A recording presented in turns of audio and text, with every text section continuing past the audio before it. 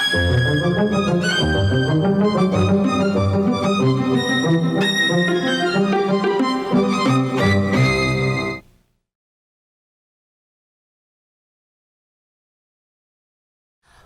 to Hoko Palizzo's The Writing Life. I'm Sandra Beasley, and our guest today is Laurie Frankel. She's the author of 3 novels, and today we're here to discuss her most recent book, This Is How It Always Is. Thank you so much for joining us today. So glad to be here. I just want to start off by praising what I find at times a really poetic sense of language in your books. I think it happens in particular in moments where the book is forecasting a future for the characters in some way, and also the sense of internal monologue is so elegantly naughty and well developed. I suppose I mean naughty in both senses of the word. Now, I appreciate that. The thing is that poets have the luxury of kind of working their way organically into a topic, into a theme. I'm curious for you, what is that tipping point when you know this is going to be the next novel, or this is the story that I want to tell? I definitely don't know going in. Mm-hmm. At some point in the writing process, and it's usually well in, I stop making decisions for the characters and they start doing it on their own. At some point in the writing process, I will type something that surprises me, like when I read, like when I'm turning a page, when I'm reading a book and I think, oh, I did not see that coming. That'll happen to me as I write. I will write something that actually surprises me, and that's how I know it's working. When I stop having to direct the characters and they start directing themselves and doing their own thing, I think, oh, this is going to be fine.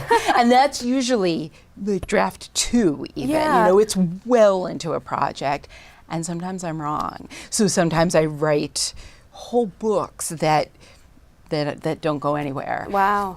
Yeah. Does that openness to drastic revision have a visual attached to it? In other words, if someone were to walk into your office mid-book, would they see index cards? Would they see just weeping in a wastebasket full of tissues? But what does that look like? Yeah, closer to the weeping than the index cards, I'm afraid. Yes, that's a really funny question. I tend not to do index cards or journaling or handwriting. I really tend to do all of the writing on a computer. I used to do all of those things, and then I would lose them, and I wouldn't know where that index card was. I couldn't put my fingers on it. As it is, some of it's on a computer, and then some of it are notes I'm taking on my phone, and then I forget where everything is. So I really like to try to consolidate. The drastic revision comes in versions and versions and versions that are stacked in the computer program that I use to write in. And my cuts folder always exceeds my draft folder by more and more as the process goes on. This book I cut 2 full books from before I wound up on this book. So the cuts folder is in the 250,000 word range. Wow. Yeah. So it doesn't look like much, but it's hardcore. It's fun to hear you speak so freely of the computer aspect of the work. Some writers really romanticize paper and pen and are very reticent to even mention contemporary technology in the pages of their fiction. Right. But one thing that I really admire about your books is that they engage issues of the moment, and of course with Goodbye for Now, your previous book, very literally engaging the world of computers and the ways in which mortality is challenged by modern technology, right? Yeah. And then this book, we are getting into really a changing understanding of gender, of queerness, of what is normative, how we help people find their best understanding of selves. Yeah. I wonder if you can just kind of introduce us to that world a little bit and maybe consider reading something from the book. Yeah, for sure. This is a book about a family with 5 boys, the youngest of whom becomes a girl. And that's my kind of elevator pitch about it. But of course, it's quite a bit more complicated, even on the surface, even on the, well, what does it mean? What does boy mean? And what does girl mean? And what does become mean? You have to pick apart almost every word of that in order to kind of get to the heart of things. And that's a book length project, not an elevator pitch length project. So that's what took me the whole thing to get to. And I think it's also why it took me so long to figure out how to tell the story in a way that encompassed all of its complications. It's not really a novel that answers questions so much as asks it, and and I think that's probably true of novels in general. They ask questions more than they answer them, and this one certainly does. So yeah, I would love to read a little bit that kind of sets it up. The mom of this family is a doctor, and the dad is a writer, and so they come at what happens from slightly different, also strangely gendered, unexpectedly gendered perspectives. But mostly they're just a big family. So this is sort of the introduction to that. This is the introduction, really to the whole book. It used to be page 3. Eventually, it ended up being page 30 because it required more lead-in than it originally seemed to me that it would. This is a chapter called "Things They Told Doctors." Claude's first word, when he was only 9 months, 1 week, and 3 days old, was baloney. There was no mistaking that one. Maybe the cooing ma's and da's and ba's were words, and maybe they weren't. And maybe when he sat in the bath slapping the water and saying wah, wah, wah, he was talking. Or maybe it was just a coincidence, but he said baloney clear as a PA announcer. When had Claude started talking was one of the many questions on the many forums, one of the random facts medical professionals counted as clues. The doctors always looked at Rosie with condescending amusement when she got to the speaking at 9 months part. Then she was forced to have this conversation again. "Babies do start babbling around 6 months or even earlier, Mom," the doctors would say. Only a few of them called Penn Dad, but she was always Mom. This must have been covered in the fellowship year if you did peds, because no one, in all her years of medical training, had ever suggested to her that she call a patient's parent Mom. If anyone had, she would have explained that it's subtext. You know less about your child than I do, for I am a trained professional, and also because, as a woman, you are slightly hysterical. Was offensive, untrue, and frankly embarrassing for the physician. The doctors would always continue, "The babbling is an important first step, of course, but it's not what we mean when we say speech. Ma and da don't count." "Baloney," said Rosie. "No, I'm afraid it's true," said the doctors. In Claude's linguistically formative weeks, meat had been a source of great discord in their household. Rigel was refusing to eat anything but deli.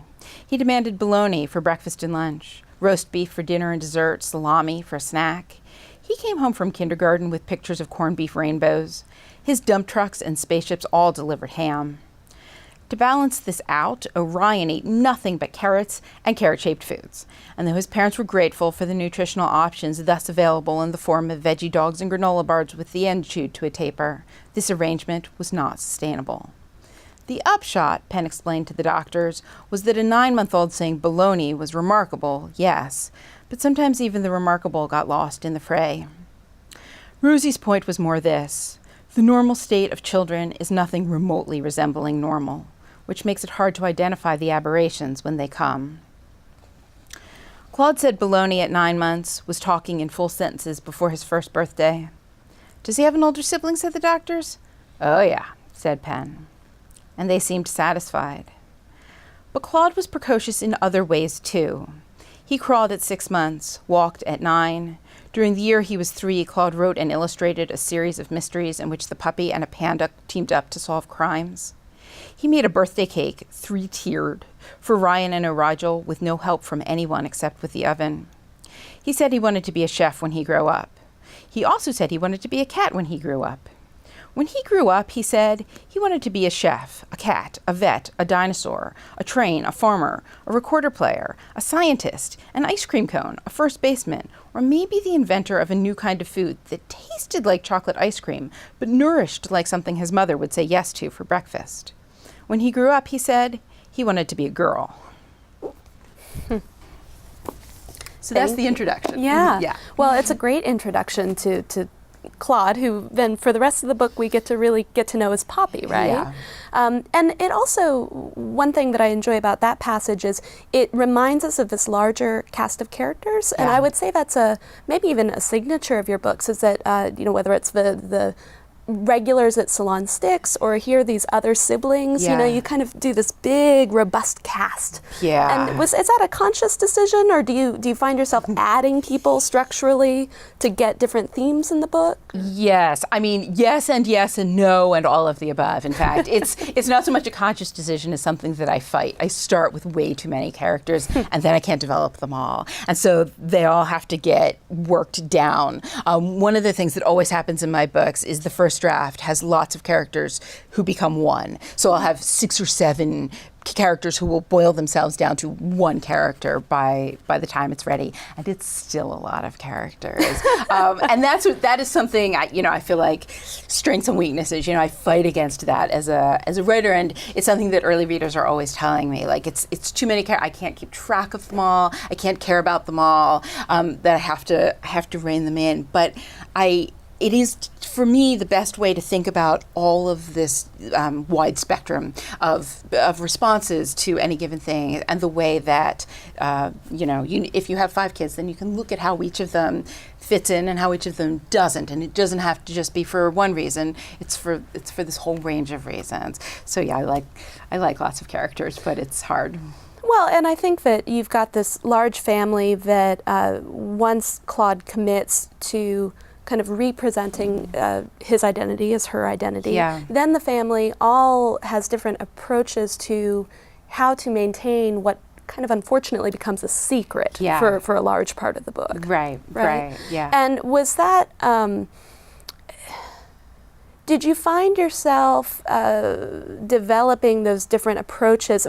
The adolescent psychology and the psychology of the kids has to stand alone in addition to their stress and their worry, right? So did you find yourself naturally being able to build these inside worlds of these kids? Did you consult outside resources? Did you just talk with friends of kids of varying ages? Yeah, right. Kids are fun to write because they're going in so many directions. They change all the time, so you don't have to commit to anything. Things that in adults would seem like a plot hole, where you're like, well, you've just said that this person is this way, and then 3 chapters later, this person is something else. Totally works for kids because kids change all the time, and they're very upfront with their feelings and their emotions. So they're fun to write. In this case, it was really nice because I wanted to be able to show this whole range of kids, that anything I picked for one, I had to then go in and pick something else for another one, so they didn't overlap too much. Among other things, so you could keep them straight, and because that really was the project. And so it was really fun to write kids. I like to do that. I have only one child, and so it was nice to imagine 5. And one of the major external signifiers of this commitment that the family makes is moving. They go from Madison, Wisconsin to Seattle, which is a place that you yourself live. Yes. Can you tell us a little bit more about why you instigated that change, and just talk about Seattle as a place, because it's also the setting for Goodbye for Now, and so clearly it's showing up in your work. Yeah. I have been there. So I grew up in Maryland. I grew up in Howard County. I moved to Seattle and about 12 years ago. And so for me, it is still someplace that is noteworthy, that I note, that when I walk around, I still notice things. I still see things and note them. So noteworthy in just a very literal way. I am always noting things about it.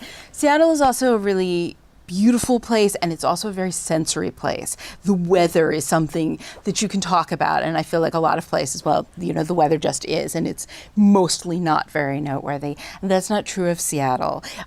It's a pretty extreme place now. That it has lots of hills and lots of rain and lots of clouds, and the summers are really beautiful, and all of that I find is useful to talk about.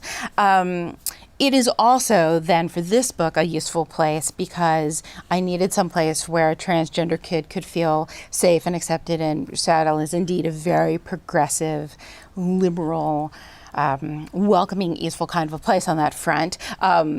when writing about software engineers, Seattle is a perfect place to have them for. They are all living in Seattle. Seattle has become, some might say, overrun with software engineers, and so all of that works out thematically. The move in this book was some of it is theme and some of it is plot and some of it is just moving through the story. It's nice when stories move to actually have some physical movement and to be able to signify great change in character lives, but also having great changes in setting. And I know what it feels like to move to Seattle because I've done it recently enough that I remember it. Now, with Goodbye for Now, you have a lot of the narrative energy concerned with the building, the launching of repos, right? And the kind of, I love the way that you have to temporarily probably self-educate on the conceptualizing of computers and technology to describe the software. Yeah. It's great. Here we get an initial buildup that is just about the formation of Poppy's identity and really, but in every book, at a certain point, you have to have the crisis. You have to have the break. Yes. And for you, do you dread writing that moment? Is it what made you want to write the book in the first place? Or how do you handle those moments about 2/3 of the way in where something has to come crashing down? Yes, I find it really, really hard because you've gotten attached to these characters. By the time I'm writing that, I've lived with them for a really long time. And I've become attached to them. They've become people. It's hard to torture them. It also feels dishonest in some ways. So there not only has to be crisis, but it has to be crisis that they've kind of brought on themselves. And so then I feel like I'm piling on, I'm not only doing these terrible things to them, I'm blaming them for it. And of course, they're not real people. So that has to be okay. But that does make it really challenging to write. It also changes everything about the book. So the book has been going along doing its thing, and I try to write in order, at least the first draft. I try to write the first thing that happens first and the second thing that happens second, and it doesn't always work out that way, but I'm not a writer who jumps around, and I don't let myself write the ending or write the climax or write the exciting thing I know I'm writing up to until I've earned it by writing up to it. And therefore, by the time you get there, it feels like, as it does when you read, like there's all of this buildup, and you've got to nail it. And of course, it doesn't come out that way. And so initially, I think I find those moments pretty disappointing. And I think, oh, this is never going to work, and it's never going to come together. And then, as I say, I go back and throw all of that out and try again and edit it rather a lot until it comes together. Yeah. And you've always got these great, slightly peripheral characters. In Goodbye for Now, it's Dash, although he's actually fairly prominent in some sections. Here we have Mr. Tongo, where they kind of come in and provide some outside clarity and some levity, too, in some cases. Yeah. So I think one of the things that I found most compelling about this particular treatment of these identity issues is the moment when Mr. Tongo comes back in, right? Yeah. And Poppy's kind of walls have come tumbling down in terms of the wall that she would like to present. And he says, well, welcome to the world of being queer. Right. Yeah. You've built this it's great, your family's built this very protective bubble, but you have not in any way prepared this child for the real world. Yeah. And I think that that's a moment where we feel we're with the parents. We feel chastened because we think, no, that was what I was rooting for. That's what I was hoping for. I was really happy in that bubble. And indeed he comes and says, what are you, crazy? You can't live in a bubble. Yeah. And I hope that as a reader, you also feel like, wait, but no, that was the goal here. And then all of a sudden the goal changes a little bit. And we need him to come and say that Mr. Tongo is a character who used to be 7 characters and then got boiled down to 1, because indeed you're happy when he comes back because he's an old friend. Yeah. And it feels that way as a reader too, and it feels that way as a writer. I think, I can get through this scene because I have this old friend to come and help me through the scene. And whenever Dash appears, there will be cheese, which is always welcome. Makes everything better. About the parents and the adult mindset, you're also really working through some strong ambivalencies towards this decision that their child has made. And we're given the backstory of how the name Poppy comes to be, which is a name taken from a beloved sister who died young from Rosie. So tell me more, how did you push to make sure that these characters developed beyond placeholders for ideas and really became parents, parents, imperfect people, flawed people, irritated people. Yes. Yeah. Occasionally lusty people. But not much. A little. It took me a long time to decide who was the main character of this book. It took me a while to figure out whether it was the child or whether it was the family as character or whether it was the parents. I still actually answer that question differently depending on the day and who's asking sometimes. But I do think that it took committing to these parents as the main characters to allow them to fully work through all of the things that we're going to be needing to be worked through. I think they're very empathetic because I hope that the particular issue, having a transgender child, actually stands in for whatever ways one's child does not fit in sometimes, faces challenges, which is true for all children sometimes, and therefore all parents sometimes have kids who have challenges they don't know what to do about and have to do something about anyway and have to love and support and figure out anyway. So I try and make the parents as loving and open and kind of generic as possible, not in a character way, but just in a responsive way, so that they were open to whatever showed up. And because they have 5 children, a lot of things show up, and they have to respond to those things. And I just want to say, great, show me what you got. Right. Tell me how you're going to do it. And there's a moment when the reader gets to travel away from Seattle to Thailand for a sequence that seems as much about the development of the mother as the child. Right. And did you get to go? Did you get to draw detail based on actual travels? I did. Great. So I got to the end of part 2 and typed, "She agreed to go to Thailand." And then stopped and, had this moment of crisis where I didn't know what to do because I couldn't write it. I never been to Thailand. I didn't know what to do. And then I spent about 24 hours thinking, the whole book is made up. I can make this up. I don't make up every, I write fiction. Who is more cut out for this than I? And I Googled it and I looked at lots of pictures and I went out for pad thai and I thought, I'll make it up. How hard can this be? And the answer turned out to be really hard. So then my next phone call was to a travel agent, which I didn't even know there were still travel agents. And I said, not only do I need to go, but I need to see a clinic. I need you to get me into a clinic, which we needed government permission to do. And my plan had been, I'll write it and then learn what I've gotten wrong and fix it. But I couldn't even imagine it. I couldn't even write it, even badly, even wrong, without going. I had to go. So I said, I need to go. I need to go in about a week because I couldn't finish the book. And I need to see a little bit of everything because I didn't know what they were going to do when they got there because I hadn't been yet. So it was challenging as a vacation, but fantastic as a business trip. And it was just a really, really remarkable way to see a country. It was not the kind of travel I had ever done before. I really feel like I didn't go. I feel like they went. I went as these people I made up in my head, which is a funny way to travel, but really remarkable. And then, Thailand is 2 really long plane rides and a very long layover away. And I had a lot of coffee and stayed up and wrote for every minute of it and finished part 3 on the airplane. Now, when you were perhaps aspiring to be a writer as a young person, you probably weren't picturing this part of the process. I mean, what for you are some of the greatest surprises, pleasures, perils of actually succeeding in something many people just dream of doing? Yes. One of the things that is, that going to Thailand is fun was not a surprise. That's what you expect.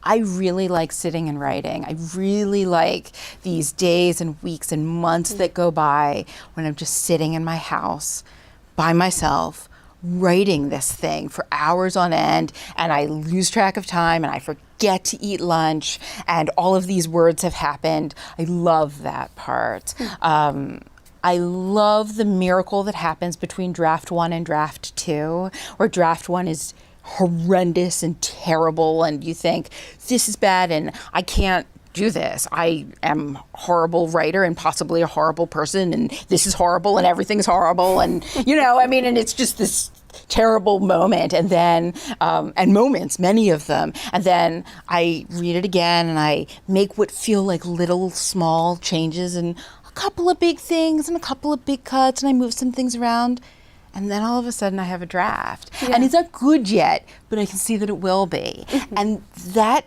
step is the part that feels like magic to me. It feels like these little incremental, teeny little edits that somehow result in something I feel like I can work with is also a really lovely part of it. And because like drafting and that first edit is the bulk of it.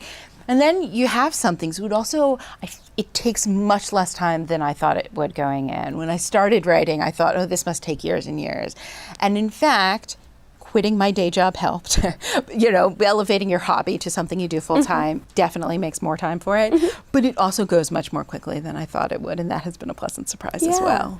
And I think what's great is that these books actually have writing within writing. You have these dialogues with characters in Goodbye for Now, essentially emailing with the dead, so to speak, or live chatting with the dead. Yeah. Here we have the tale of Grimwald and Stephanie playing out, right? So you've given yourself those small kingdoms within kingdoms to work with. Yes. Are there any writers who you turn to for that inspiration when you're just really trying to fire yourself up? Yeah, I mean, all of them. I read I read constantly. I read always. I read while I write. So I know a lot of people who stop reading while they're writing, and I, in fact, do the opposite. I read all the time, so it's hard to say I read more when I write, but if anything, I read more when I write. I always write with a book in my lap or on the desk next to me so I can turn to it and see how other people have solved other problems. When you start to read novels for how they're put together, and I've stopped being able to do anything but, unfortunately. Whatever I'm reading, I can kind of see the gears behind it, and that I find very, very inspirational. Right. There are certainly books that I read again and again for voice or for structure or things that have gone together in a way that I just think is really remarkable. But mostly I try to read as much and as widely as I can. Right. And as our conversation has to draw to a close, I'm just curious, I don't want to put you on the spot of asking, what's the next book? Although I'm waiting to read it. But I'm curious, is there anything that you can tell us? Maybe it's an issue that was stirred up in one of these previous books that you imagine wanting to explore more, or... Yeah, yes. So I'm not talking about it yet with anyone, not for any reason other than I'm superstitious like that, and often wrong. So when I used to be more flexible about that stance on things, I would tell people and then they would ask and I'd say, what are you talking about? Because not only had it changed what I was writing, but I had forgotten that was even part of the plan. I do, though, I'm always writing about non-traditional families, other ways that families might look. This book is actually, I think, the most traditional family I've written yet. They tend to be even quirkier and weirder than that. And I'm pretty committed to that notion of other ways to make a family. So that's next up. And I am pretty committed to thinking about these other things that gender might mean. Well, I'm so appreciative that you ask these important questions in your books for the sake of the readers, for the sake of the public conversation, and thank you for spending this time with us here today. It has been my pleasure. Thank you for having me. And thank you for joining us today on this edition of Joko Polizzo's The Writing Life.